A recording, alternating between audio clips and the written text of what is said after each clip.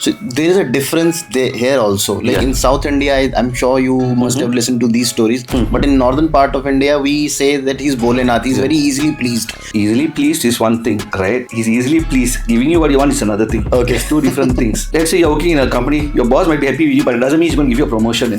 So you reach there by doing sadhana. Like there are steps to sadhana. Yeah, so there's different ways of worshipping. You have the bhakti way of worshipping, you have the tantra way of worshipping. Okay. In our Sanatana Dharma, we say that we are very, spiritual beings, and we are, we do not want to hurt anybody or anyone.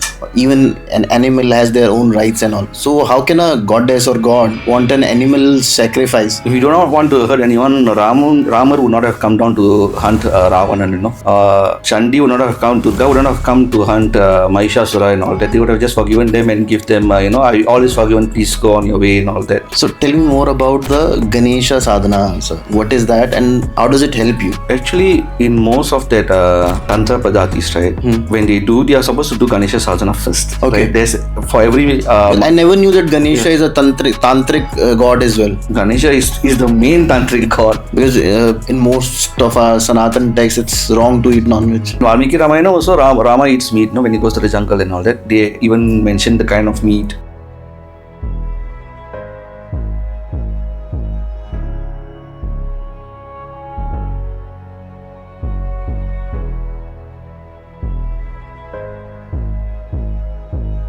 So Guruji, thank you so much and welcome to the Tarun Sharma Show. Thank you so much for coming and giving us your time. So we'll start from there. Namaskaram, Karpantuni. It's a pleasure.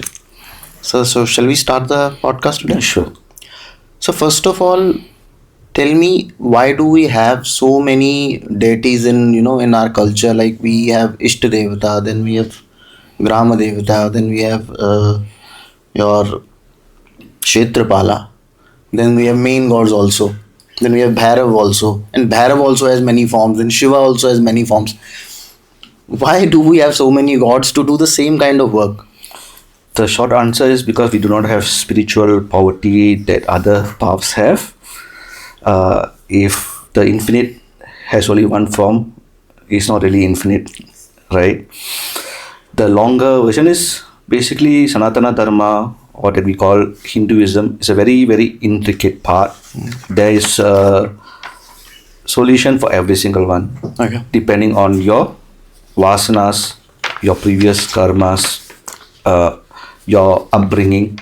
So we all have certain likes and dislikes that we are born with.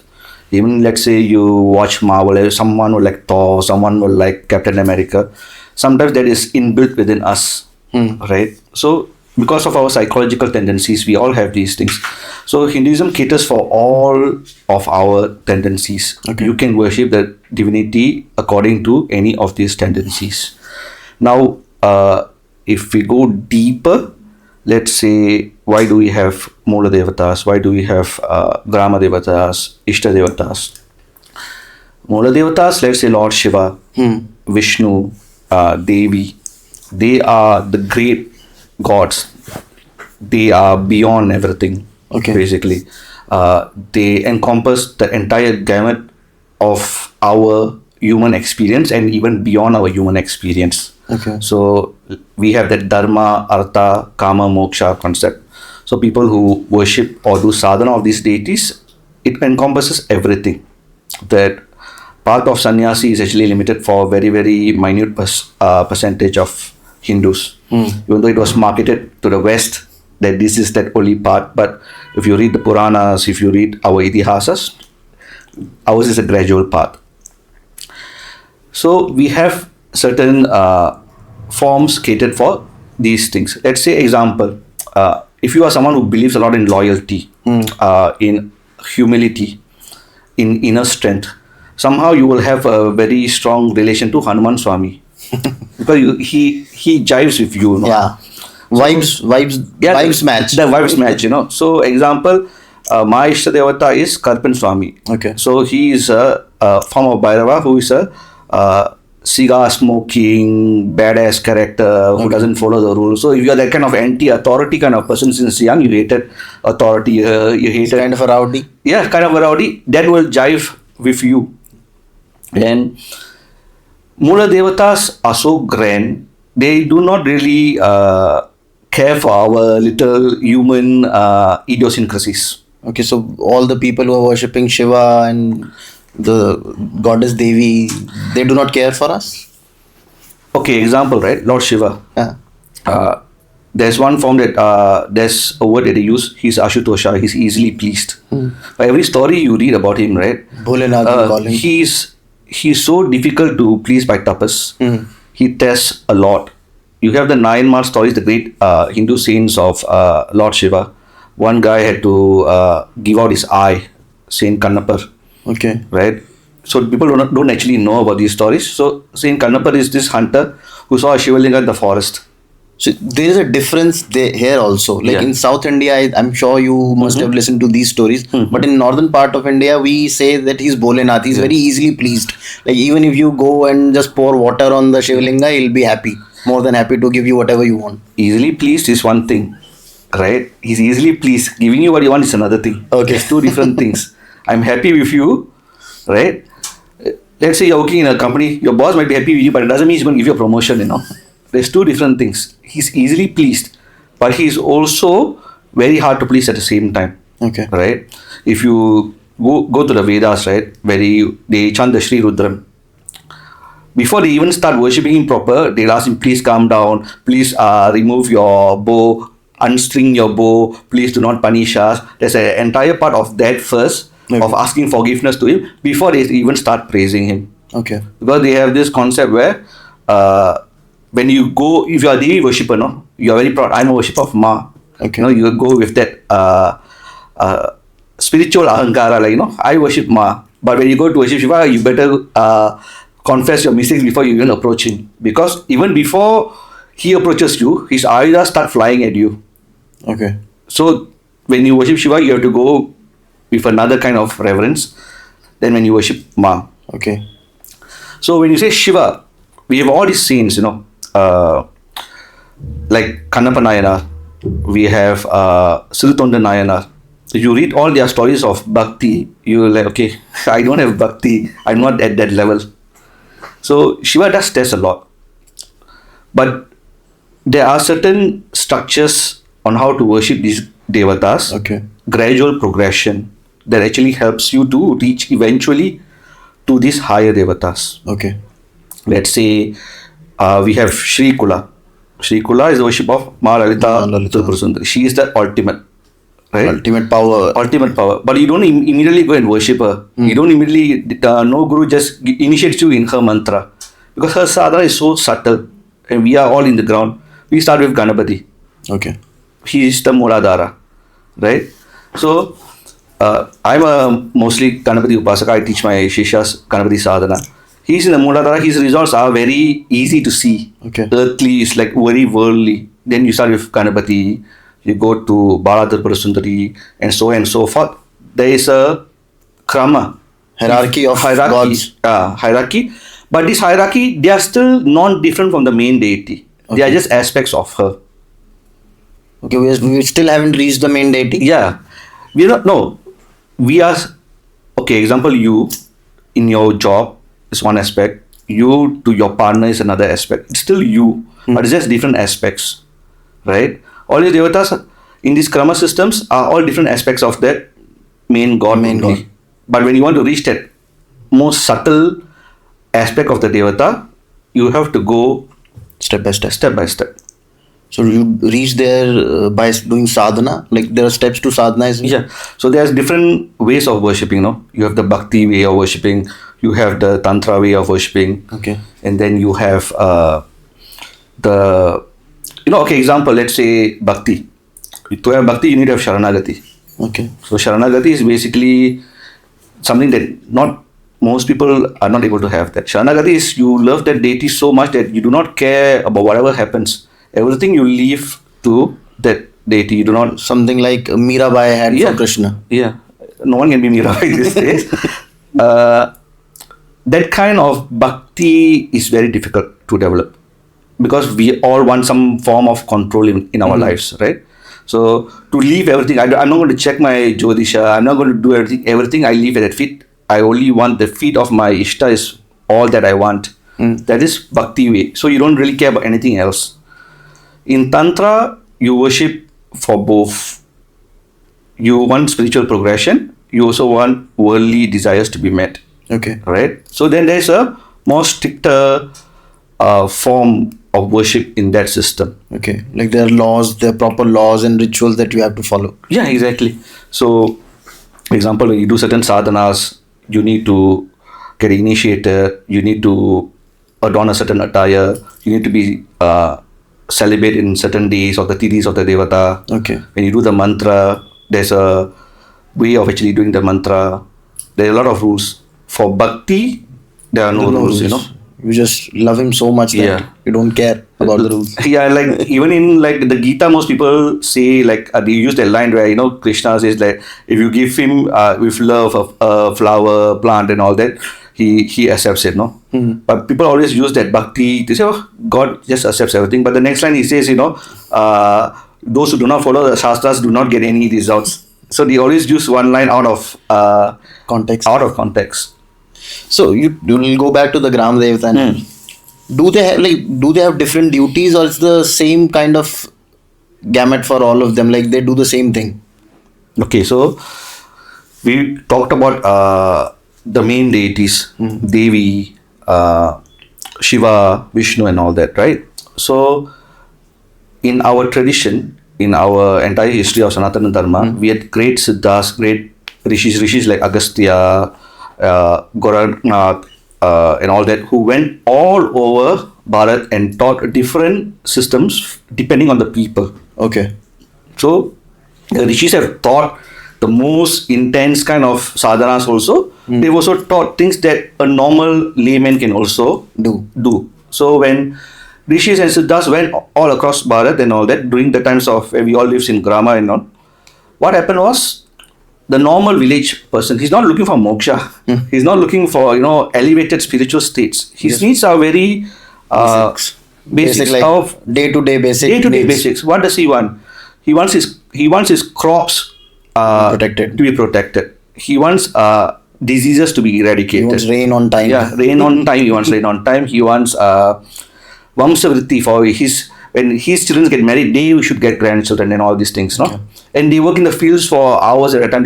They can't sit down for 3 hours and do mantra japa and all that. So the siddhas and the rishis, they beseech the great gods. Okay. Right? To come in a form where these people can benefit. So when they beseech the great gods, obviously the one who has the most compassion is Ma. Mother always has the most compassion. She came down first in a concentrated form to serve the needs of her children, who are these gramas, grama people. And when Ma comes, everybody else will come. So Ma, who is Parvati, who is Tripura Sundari, she comes down in a very concentrated form as Mariamman in the south. Okay. In other parts, they call Ma Shitala Devi. Okay. She protects against smallpox, she gives rain and all that. This is what the villagers want. And then Shiva in the south comes down as Munishwaran.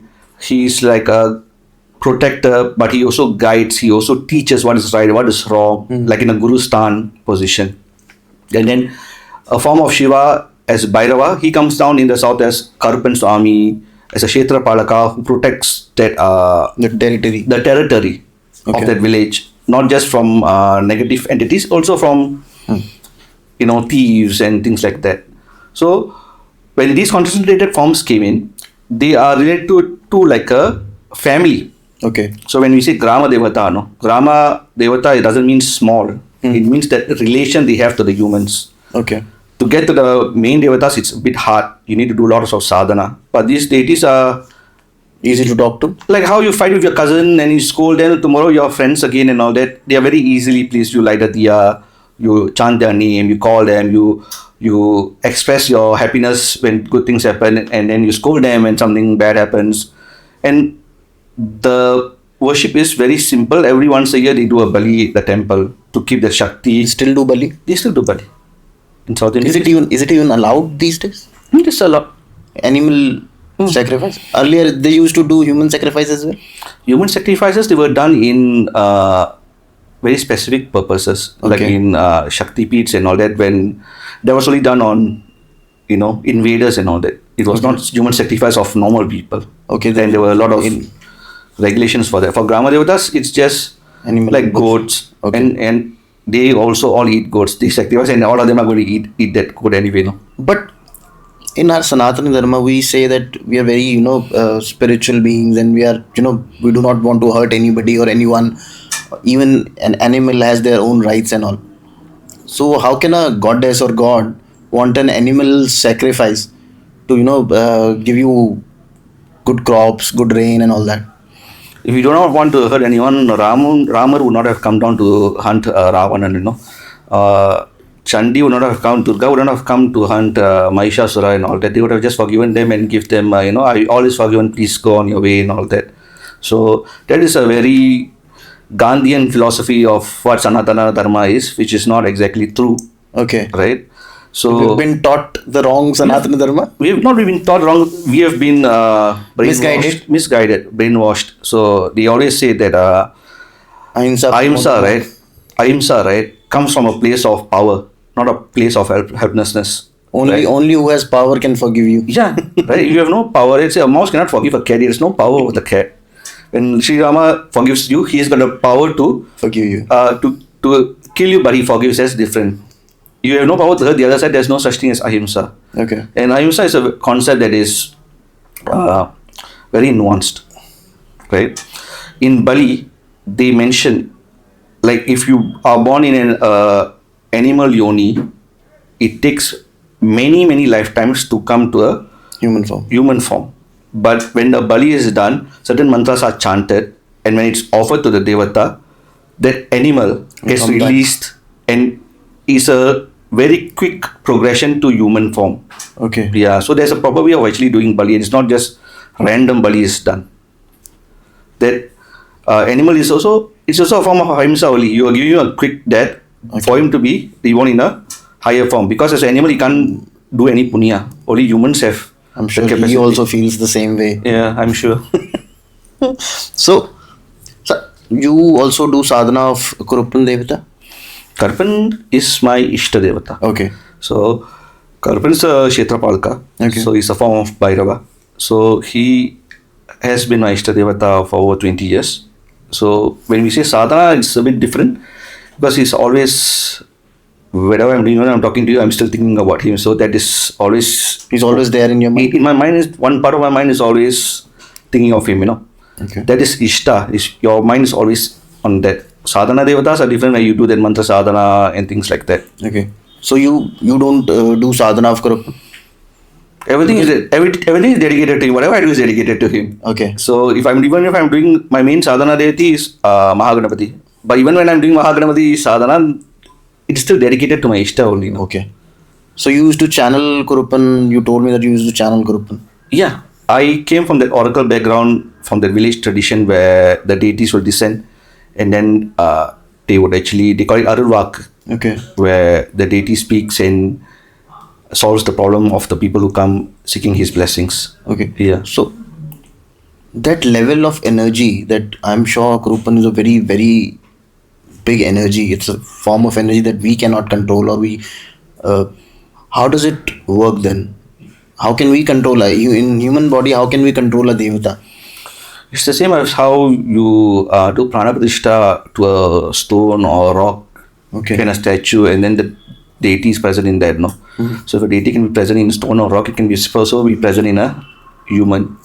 But it's done for a short period of time, because the human body cannot hold that energy for too long, and it follows that padati where it's a guru shishya sampradaya, where the guru teaches all these things, and Okay. the guru actually is the one who calls the deity at the beginning. Okay. Yeah, so that oracle tradition is a very ancient tradition. It's one of the traditions that you will see in all the oldest civilizations, whether it's Greek. the Greek, the African, the Chinese, right? They all had Yeah, oracles. even the Malayan Peninsula, they all have these devatas. They all have these grama forms of devatas who descend to help the people. Like, I'm sure you've known that the famous story of Leonidas. Yeah, When yeah. he was being attacked, he went to see the oracles of Delphi. It was there in the movie 300. Yeah, it was a bit.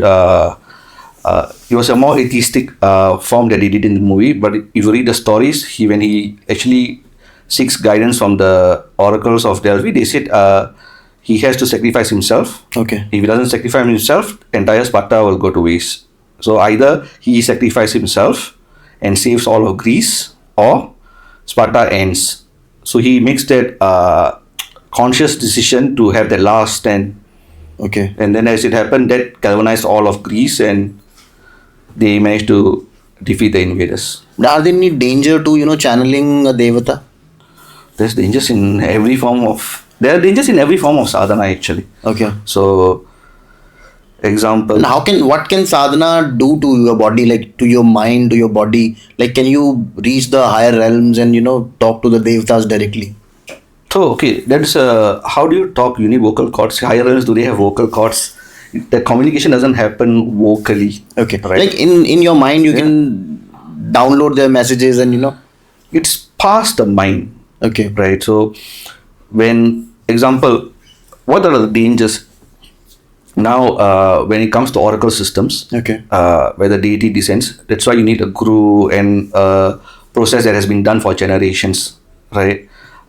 Because how will you know it's actually a devata and not some other nefarious being Yeah. that is coming? Because they are actually beings in certain traditions that mimic The devata. they mimic the devatas as well. Okay. So, like in the Chinese oracle tradition, they have these things called bamboo spirits. Okay. Spirits that live in the bamboo.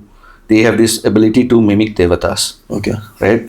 So then you are giving that puja and everything to them, but it's actually not a devata taking it; it's something else taking it. So this one of these things about these kind of beings is they can tell your past, Okay. right? But they can't tell your future. It's something like that. This entity called Karn Pishachini. I've Something heard like of that. Yeah. her, who can tell your past Yeah. but cannot tell the Yeah, future. they can't tell your future. They only have the limited power. Okay. So that's why you need that guru, you need that tradition that's been long running. They know all these issues. Now, dangers, one issue is because in these oracle systems, when the deity descends and people come to solve their issues, the karmic repercussion, half of it is taken by the deity, Okay. half is taken by the person. Who's invoking him? Yeah. So, like 10 families come to seek help, that karma adds up Okay. quite quickly. So, and then you start experiencing certain like health issues and things like that. Okay. Yeah. So, this is one of those dangers. And let's say someone has had some prayoga done on them, Okay. right? Like you're talking about black magic and Black magic and all that, and they have like some tantric prayoga all done on them, and then now you are solving that, you're trying to cleanse them. cleanse them and all that, and then there's becomes like a spiritual warfare between you and this other person, Okay. right? So these kind of things happen. So you'll 50% of it will go to the devata and 50% will go to Yeah. harm you. Yeah.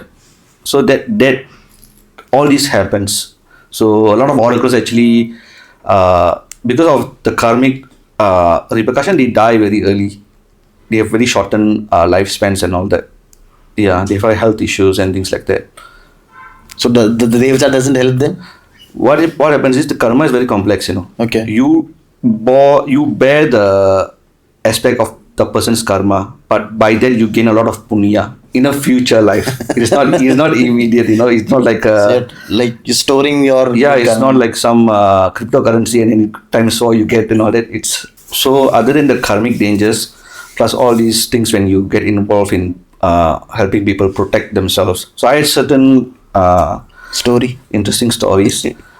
When I was in my first couple of years as an oracle, so 1920, if that young blood, I can do anything, It's like a drug. You have that power of Yeah. calling a deity. And Yeah, so in your 1920, you still have that, even though the deity comes, you have that Shakti given by your guru, but then you still have that young hot bloodedness of a young man, no? So once, in the first few years, you're not supposed to do an oracle without guidance. That means your guru must be there Okay. to make sure everything goes on properly. So there was once when my guru was not around, and he went on a Kshetra Yatra and all that, and someone contacted me, okay, I can do it and all that.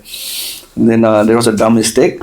So they had this issue with prayoga done by Indonesian black magicians who use these entities called jinns. Okay. So, and I was called to help them, and I was a bit gung ho, and I'll take care of it. I'll take care of it. And so the night I actually did it, no, I was sleeping in my living room. There was this being outside my window of the living room. Okay. My house is in the second story. I could see like this outline of a being Okay. just outside saying, asking me to stop, don't get involved. Okay. So I'm Kind like, of a warning. yeah, warning. So I was like, 1988, you don't talk to me, you talk to talk to Karpan about this and all that. So I caught its bluff, because if he was going to harm me, he would have already harmed me by then, right?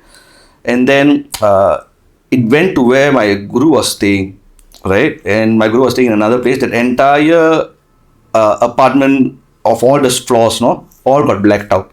Okay. And then it actually appeared at the entrance of my guru's home. Okay. And then my guru later called me and said, "Why did you do this? He gave me a call, why did you get involved in this?" And then, so that happened. Okay. And another time where we had to go. But you were able to help them out? Yeah, I was able to help them out, but I didn't have that thing to, after helping to protect myself, that part I was still. You're learning. Yeah, I was still learning, So there were some things that happened like that, where I went to cleanse a home that had bad energy and all that. And I had a dream saying, "No, don't come." Then I was like, "Oh, how can this thing give me warnings? Do you know who I am?" These kind of things. And I would like shout to my Devata, like, "These things is giving me these kind of warnings. What are you doing?" Now I'm going to go there now, make sure that all my family members, nothing happens to any of my family members when I go and do this. Okay. Then I go and cleanse this place, and on the third day, my dog passed away. Okay. Yeah, so there was like, in that anger, I told everyone in my family. I didn't mention my Dog. no, and my dog passed away, and like, oh God. Have you been really in danger, like life been danger because of these entities and all? It has happened, but due to Guru Kripa and Karpan, it doesn't, that thing, in Tamil they say, Talakke vandhathu talpa vada, that means what is coming to your head goes to your headgear, like when Sri Krishna pushes that chariot down, and that arrow sent by Karna to hit Arjuna hits that headgear, so narrow misses. Narrow misses. Lots of narrow misses. So tell me more about the Ganesha Sadhana, sir. What is that and how does it help you? Like Okay. if I do the Ganesha Sadhana, how will it help me? Like will it, give me that spiritual enlightenment? Okay, so Ganesha is my favorite sadhana deity. Okay. Because he's very, very he's the most intelligent deity among all of Because them. I've done a lot of podcasts with people. Mostly people do Bhairav Sadhana, or Shakti Sadhana, like Devi Sadhana or Shiv Sadhana. But you're the first one who tells me. I never heard of someone doing Ganesh Sadhana before speaking to you. Actually, in most of that Tantra Padatis, right? When they are supposed to do Ganesha Sadhana first. Okay. Right? There's for every I never knew that Ganesha is a tantric god as well. Ganesha is the main tantric god. So there is this saying that Ganesha was the first in the Gayatri Tantra. Ganesha was the first to propagate Tantra to the Deva Yonis. Okay. Right. First, Shiva propagates it to This Devi. Devi propagates it to Ganesha. Ganesha propagates it to the rest of the world. Okay. So he is also a Guru Sthana. Now in all these tantric parambaras, right? Any Mahavidya sadhana, it starts with a specific Ganesha sadhana of the tantric deity Okay. of Mahavidya, right? So we have Mahabagalamugi. Nobody does Bagalamukhi directly. You start with Haritra Ganapati. Okay. Then in Sri Vidya, you do not go to Lalita Mahathur Prasundari straight. You do with Vallabha Ganapati or Mahaganapati. Okay. Right? In Kalikula, you have Heramba Ganapati. Okay. So you start with the Ganapati first, and Then only you move on. yeah, to- because the Ganapatis are a sustained form of the Shakti. Okay.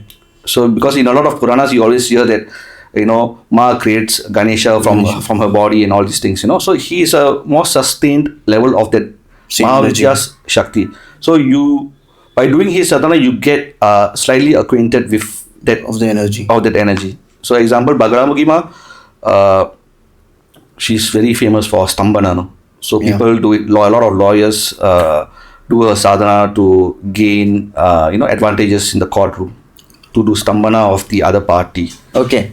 People also, there are celebrities who also do it when a sudden gossip becomes widespread all over, and they want that gossip to stop. Okay. They do stambhana also. So that Ganapati, Haridra Ganapati, in his mantra has that word stambhana also. Okay. So he's a concentrated but more like diluted form, Gentle form of gentle form. the same So Shakti. you get siddhi of that before you go further. What all powers will I get if I do Ganesh Sadhana other than Powers. Stambhan? Like powers, like I'm sure it gives you supernatural powers or something like that. So the thing is, example, right? I will say, like, I don't teach that stambhana powers or anything. I primarily worship Vallabha Ganapati as my sadhana devata, and that's where I initiate Shishas on. I can give you like certain stories of what he does. Okay. So Ganapati, firstly, every vahana of a deity will give you a hint on what the qualities of the devata is, right? So example, where you have Karpan Swami, he rides on a horse, white horse. So any deity with a horse, they are known for their very, very quick and speedy responses. So just a short story before I go to Ganesha. I have a friend who is a police officer, a high-ranking police officer. Once his puja space got burnt down due to a prayoga. And he's a Hanuman Upasaka. Hanuman Bhakta is great, Hanuman Bhakta.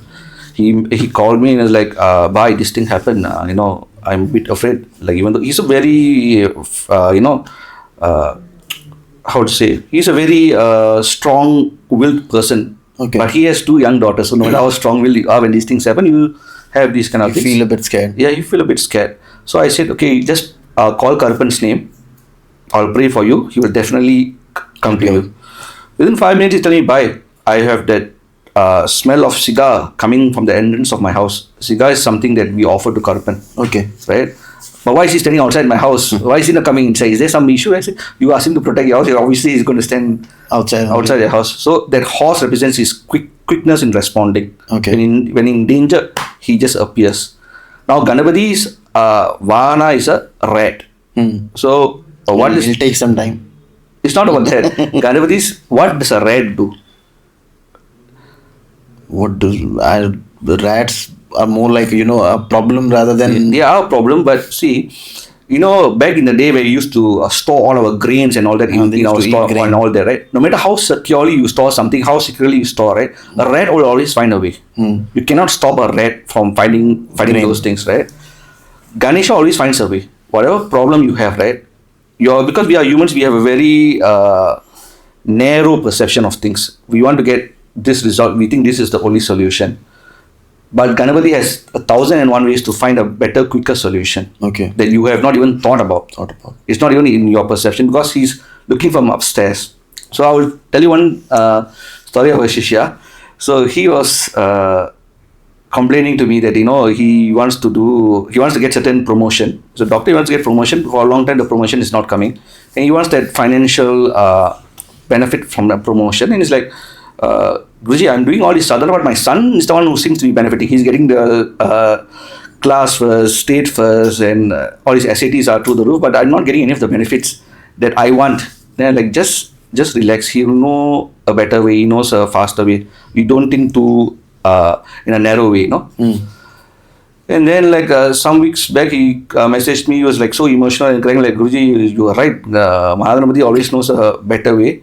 4 years ago, I was working in a company that gave me salary plus also stock options. Okay. Now the company is going for an IPO. So now they are getting back all that stock. And I've not seen so much money in my bank account. It's like 5-6 times of whatever I've seen in my life. And I'm building a home in Mumbai. Now I paid for it fully. My son's education is not fully secure. And he always finds another way. He always finds another way. So Guruji, are we forgetting all these ancient rituals and ancient sadhanas in today's modern time? Are we forgetting all this, like all our Sanatan Dharma, whatever teachings we have been? It's just time. Time in the end always makes. Because I'm sure nobody knows about Gram Devtas anymore. In at least in the northern part of India, I know that even I don't know who my Gram Devta is or who my Kuldevata is. We have a Kuldevata temple in our village, but I've never been to the temple. So what's the way out of it? Like, why are we forgetting all these deities? Well, firstly, is time. Okay. Even by time deities come and go, forms of devatas come and go. So where there was a point of time where Indra was famous, popular. Now he's not so famous as much, right? Plus, a lot of times where we didn't focus on spirituality. We didn't focus on. There was after independence and all that. A lot of that generation they just wanted to Our generation. make money and all that, which is important definitely because Vivekananda said you can't preach spirituality to an empty stomach. You need that, no? So, but now where people they're getting their basic needs met and then they still feel that there is still living a hole in their heart. There's something missing, and people are coming back to spirituality. A lot of sadhana is coming back to the forefront, and because when certain parts of Sanatana Dharma went to the Western world, right, it went to a very restricted way. That moksha part only, that Advaita philosophy and all that, you should only Meditation focus on, and all that. right? But that is not suitable for 99% of the population, Okay. right? And we want to see results before we go there. We need to have a little bit of, see real world results before we go further. Like when we do Grama Devatas, we do Ganapati, the results are very earthly and worldly. When you see these results, no matter all these lines that you memorize, the Mahavakyas from all these places, it's just basically mental gymnastics until it becomes a living reality within you, right? When you really do this sadhana, you're like, okay, these things are real, these phala are real, and you come to a very deep understanding that the only way all of this is real, it means karma is real, and there's no other way to explain it other than reincarnation. It comes from real inner faith from that sadhana, not just something you read in a book. Oh, okay, karma is real, or that kind of thing. So that's why that sadhana part is important. Okay. And there's a progression in all these sadhana. So what kind of a sadhana, gives you faster result? The tantric way of doing it or the sattvic way of doing it?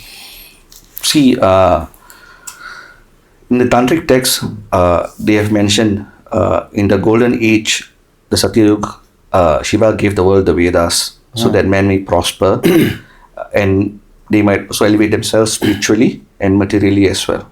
So, and then when the silver age came, Shiva says that man no longer had the capacity for that kind of tapas. He gave the world the Dharma Shastras. Okay. So you do this, you don't do that, follow this discipline. In these days you fast, cleanse yourself. You will still get the benefits. And then the next age came about. He said humans don't have the tapas shakti, nor do they have the discipline. So he gave the Puranas that were originally over a lakh Puranas, but due to time, a lot of them are lost. True bhakti, because there's a Purana that focuses on one type of deity. This Purana will say Ganesha is the ultimate. This Purana will say Krishna is the ultimate, and things like that. You through that Puranic way, you have bhakti and you get your desires. You get to attain the feet of the Devata. And then the age of Kali is here now. Men do not have the tapas shakti to get the benefits of the Vedas. Men do not have the discipline to follow the Dharma Shastras, nor that unadulterated bhakti that is needed for the Puranic ways. Hence, he gives the world the Tantras. Okay. So, it gives you both material as well as spiritual upliftment. Because if you just give them spiritual upliftment, nobody wants to do any sadhana. If you give both, then you will start the path.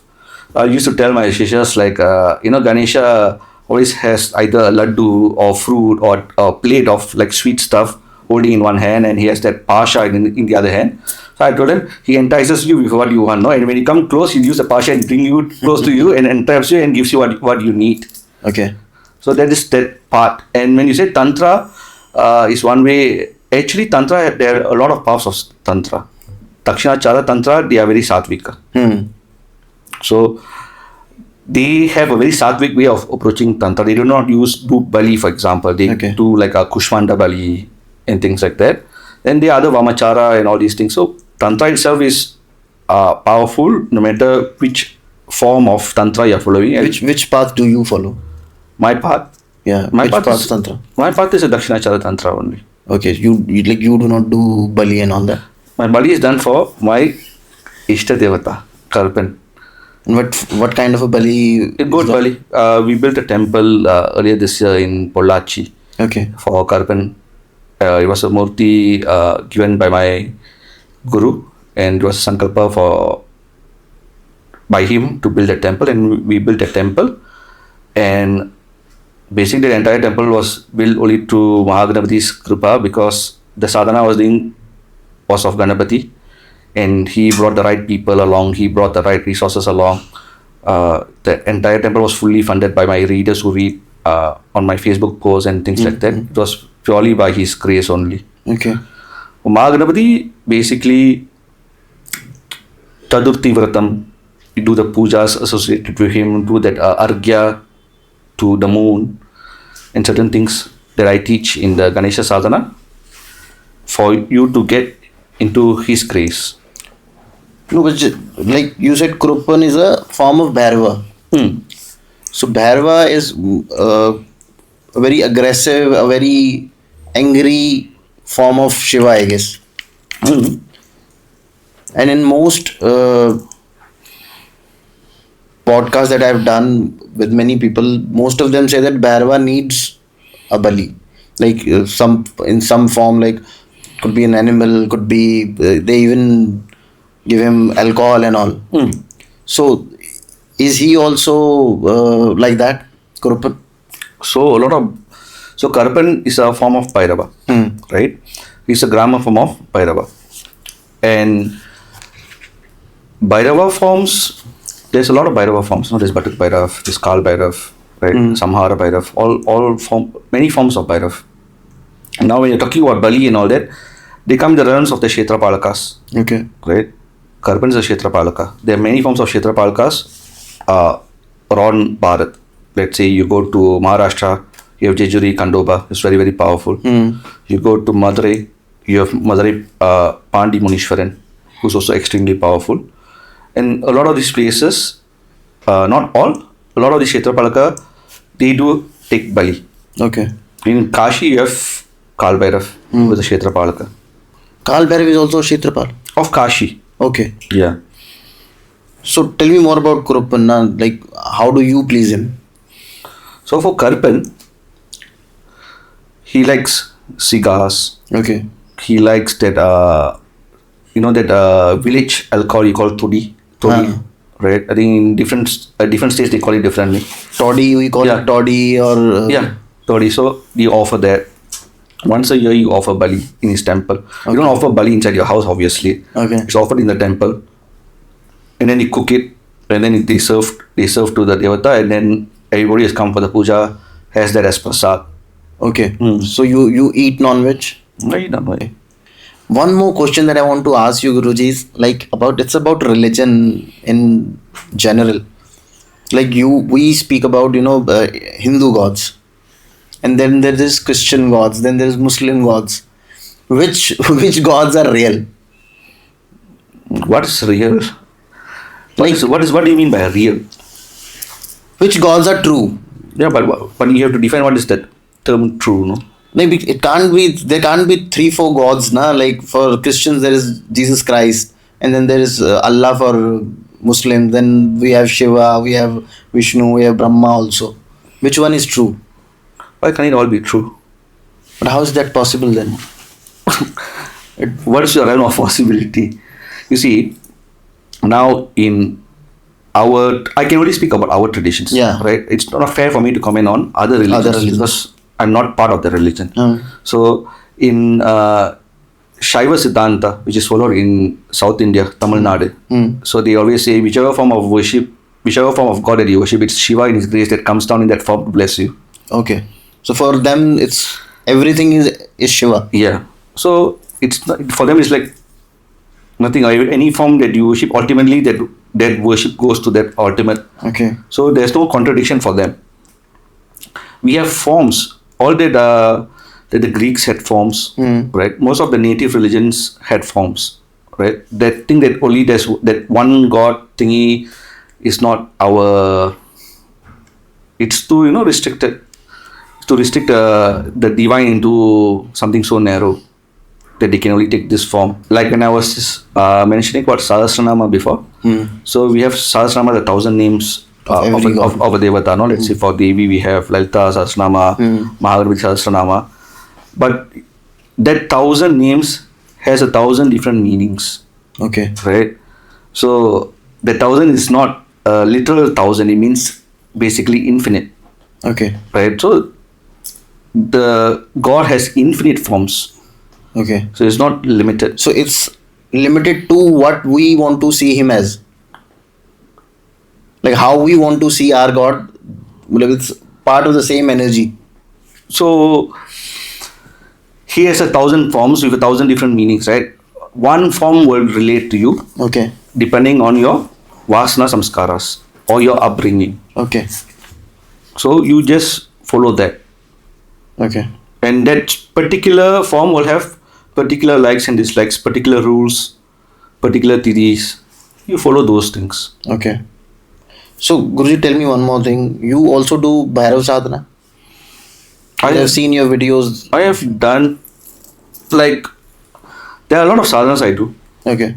but Bhairav sadhana is one sadhana that I've done for a couple of years, and I've done multiple Sharanas of.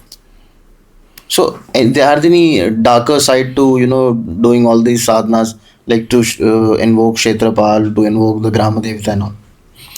See, Kshetrapals, now when we talk about Kshetrapal, you need to define what Kshetrapalaka is. Kshetrapalaka, in one form, is the protector of the Kshetra. So, Kashi Kshetra, you have Kala Bhairava as a Kshetrapalaka. In Jejuri, you have Kandoba, right? Here we have Munishwaran. So, the protector of the Kshetra. There is one way only, one aspect. Okay. For sadhakas, Kshetrapalaka has a different meaning altogether. So, in Tantra sadhana, the main aim, when you do japa,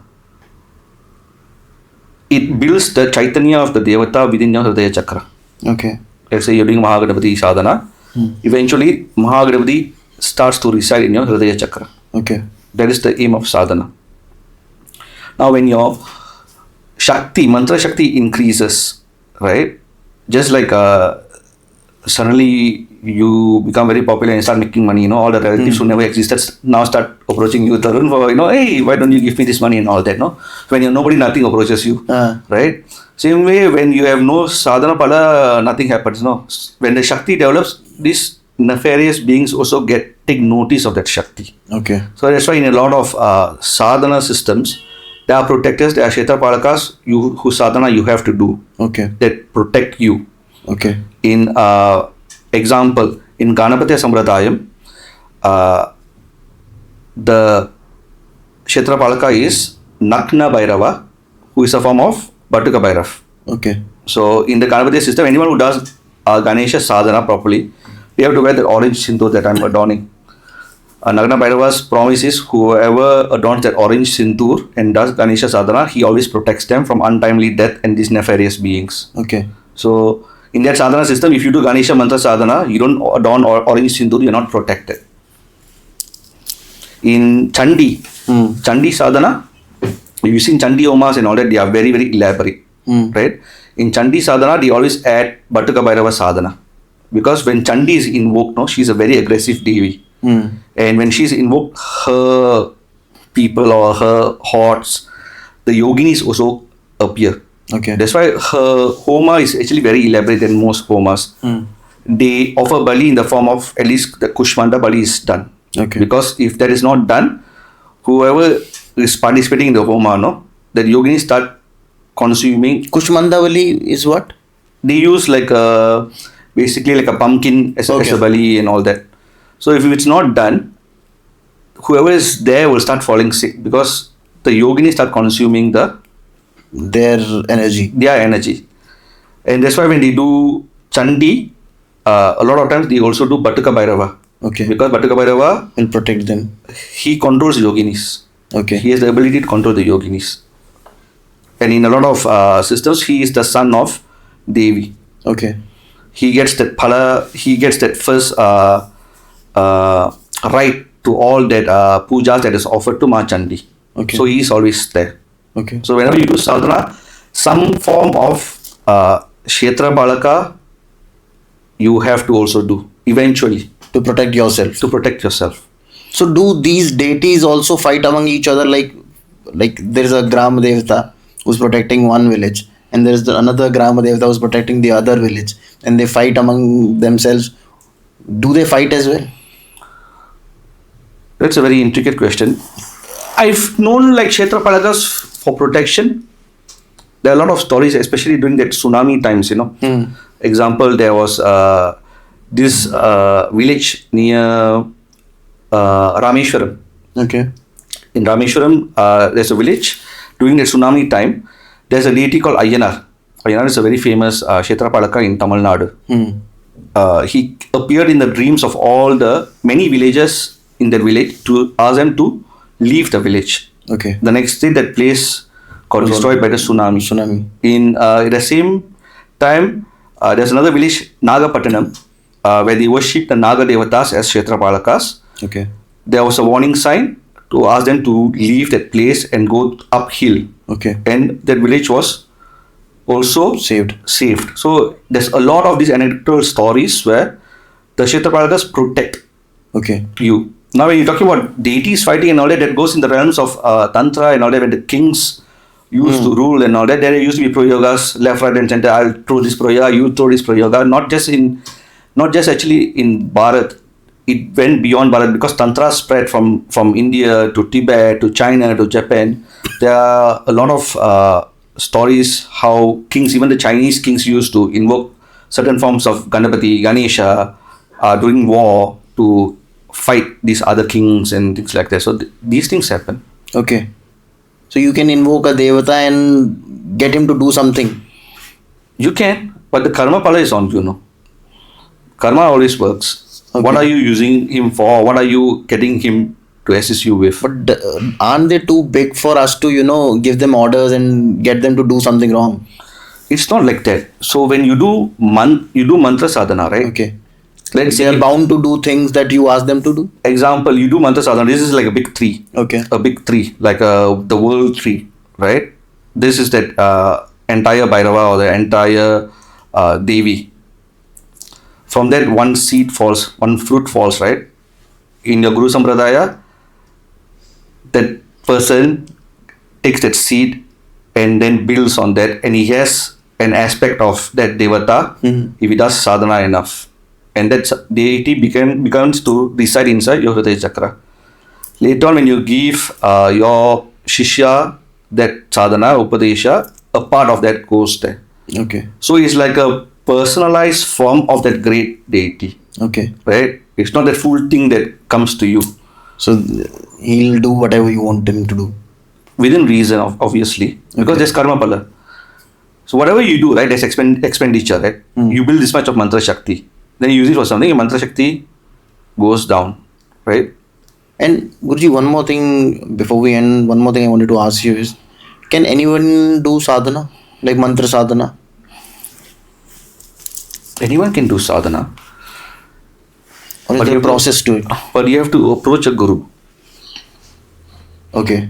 So the guru decides what kind of sadhana you are eligible for. Okay. So these days, a lot back in the day when you approach a guru, in a very traditional systems, you don't get any initiation straight away. You go to Kerala and all that. You have to assist their pujas and do all volunteer work for 6-7 years. Then they will judge your character. After 6-7 years only then? Yeah, 6-7 years they check your suitability, your character, how you are and all that. And then they might give you initiation. They might not give you initiation, depends on them. But nowadays people are more like, if you come with the right attitude, right mindset, you do get initiated. Like there's this story of that Saint Ramanuja, no? He was given initiation by his guru on a mantra, and he used to tell our villagers, anybody wants to worship Vishnu, come to me, I'll initiate you. And the guru scolded him like, you're supposed to vet them, not just give like that. If not, the Shastras say that you will go to Narakalok. And then Ramanuja said that if by me doing that, at least a couple of people end up going to Vaikunta, I don't mind going to Hell. To Narakalok. And at that point of time, his guru didn't see Ramanuja in him, his guru only saw Narayana in him. So in Kali Yuga, certain things are more like, but as long as you generally follow guidelines, because mantras are like untamed horses. When you follow a person who has a little bit of siddhi or who have developed that thing, it's like giving you a horse that has been tamed. Okay. For you to rear. Yeah. So, are there any safe mantras to do for anybody, like for civilians like us, not people who are into Tantra and all that, but for civilians like us who can do this mantra, it's safe. Anybody can do it. Shri Mahaganapati Namaha. It doesn't come with Omkara. It's a Nama mantra, and Mahaganapati is all-encompassing God. Okay. So something like that can be chanted by everyone. And are there any rituals to it? Like this is the way you should do it? See, there are a lot of rituals, there are a lot of rules and regulations. When I talk to my Shishyas, I say, if I tell you at the onset that this you will not survive. Okay. So originally what happened was, I used to initiate students, right? Half of them will just fall off. Okay. Then I started, okay, 40 days I will be with you. I will guide you for 40 days and I slowly give you the other ankas of the mantra. Okay. And then you do a Parasharana. You get that first one leg out of the way, right? And then the more interesting parts. I slowly increase the rules and regulations, because you need to build up to that.